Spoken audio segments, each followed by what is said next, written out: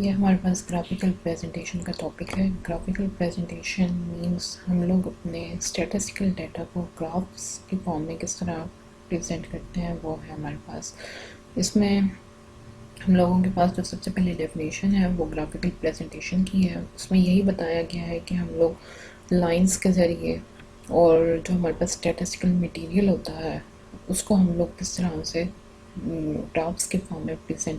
हमारे पास सबसे पहला जो है वो सिंपल बार चार्ट है। उसकी डेफिनेशन हमारे पास ये है कि it is consist of horizontal और vertical bars of equal length and worth.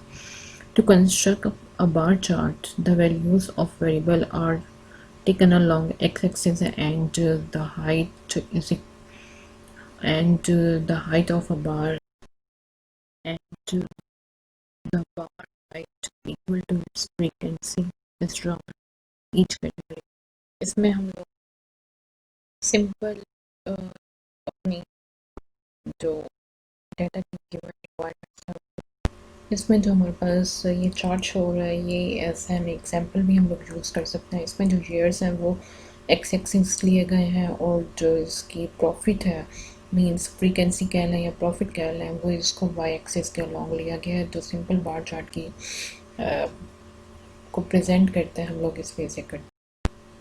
Next हमारे पास मल्टीपल बार चार्ट है। इसमें इसने कहा है it is the extension of simple bar chart. It shows two or more characteristics corresponding to the value of a common variable in the form of grouped bar whose length are proportional to the value of the characteristics।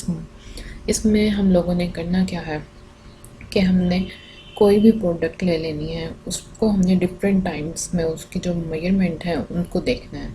अब यहाँ पे जो example ली गई है वो vegetable की ली गई है। वेजिटेबल में जो हमारे पास ये कलर्स शो हो रहे हैं ये डिफरेंट डेज़ को शो कर रहे हैं, और ये जो इसमें वेजिटेबल्स की डिफरेंट वेजिटेबल्स को पिक किया गया है और उनको उनकी जो प्रोडक्शन है या उनकी जो सोल्ड है उसको लिया गया है कि इतने दिन में ये इतनी सेल हुई है और इतने दिन में उसकी प्रोडक्शन इतनी हुई है। ये चीज़ एक्सप्लेन कर रहे हैं और ये हर वेजिटेबल का पोर्शन अलग अलग है, डे वाइज इसे चेंज कर दिया गया।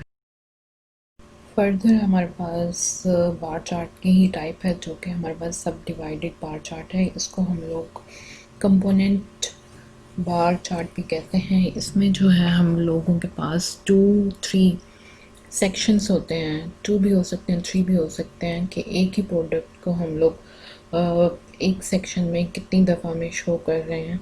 इसमें हमारे पास जो है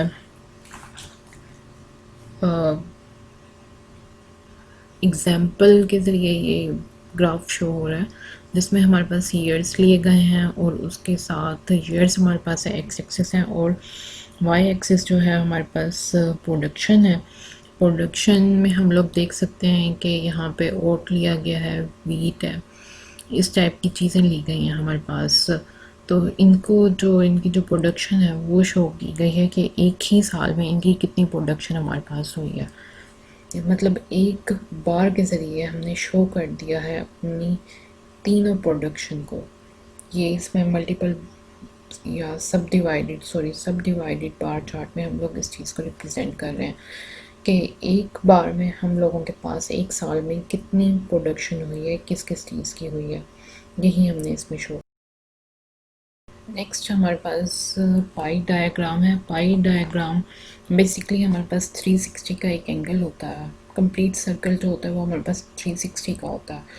वही ये एक तरह से सर्कल दिया गया है और इस सर्कल के हमने डिफरेंट सेक्शंस में इसको डिवाइड कर दिया है और हर सेक्शन डिफरेंट टाइप्स की एसेसरीज़ को शो कर रहा है कि हमारे पास इतनी क्वांटिटी में फूड, क्लॉथिंग, हाउस रेंट और डिफरेंट हम लोग इसमें ले सकते हैं और उसको हम लोग डिवाइड करके बता सकते हैं कि हमारे पास ये चीज़ इतनी क्वांटिटी में है और इतनी क्वांटिटी में नहीं है। तो उसको different shapes means different parts में हम लोग इसको डिवाइड करके पीसीस फॉर्म में हम लोग इसको शो कर देते हैं। ये हमारे पास पाई। फर्दर हमारे पास जो टाइप है वो हिस्टोग्राम की है। A histogram consists of a set of distant rectangles whose bases are marked off by class boundaries on x-axis and whose height are proportional to the frequency associated with the respective class on y-axis.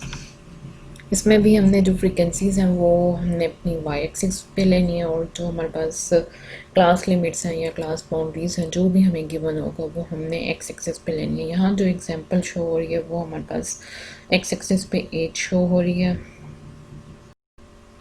Y axis पे हमारे पास इसी data के according जो भी frequency है वो show हो रही है, और हमने उस एज को देख लेना है कि वो कौन सी फ्रीक्वेंसी में लाई कर रही है, और हमने उनको डॉट्स के ज़रिए, बार्स के ज़रिए, रेक्टेंगल फॉर्म में होगा ये हमेशा हिस्टोग्राम का चार्ट।